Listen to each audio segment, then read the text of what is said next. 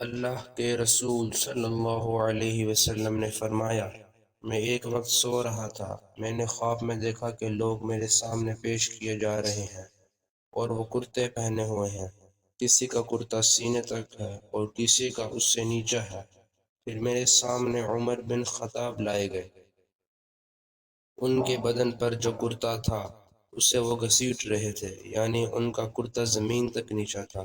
صحابہ رضی اللہ تعالی عنہ نے پوچھا، یا رسول اللہ صلی اللہ علیہ وسلم، اس کی کیا تعبیر ہے؟ آپ نے فرمایا، اس سے دین مراد ہے۔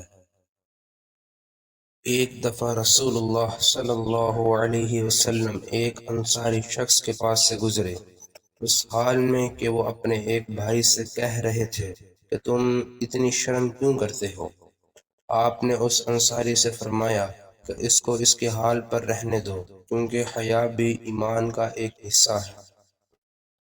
اللہ کے رسول صلی اللہ علیہ وسلم نے فرمایا، مجھے اللہ کی طرف سے حکم دیا گیا ہے کہ لوگوں سے جنگ کروں اس وقت تک کہ وہ اس بات کا اقرار کر لیں کہ اللہ کے سوا کوئی معبود نہیں ہے، اور یہ کہ محمد صلی اللہ علیہ وسلم اللہ کے سچے رسول ہیں، اور نماز ادا کرنے لگیں اور زکوٰۃ دیں۔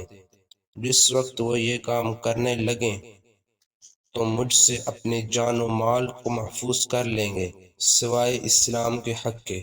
رہا ان کے دل کا حال تو اس کا حساب اللہ کے ذمہ ہے۔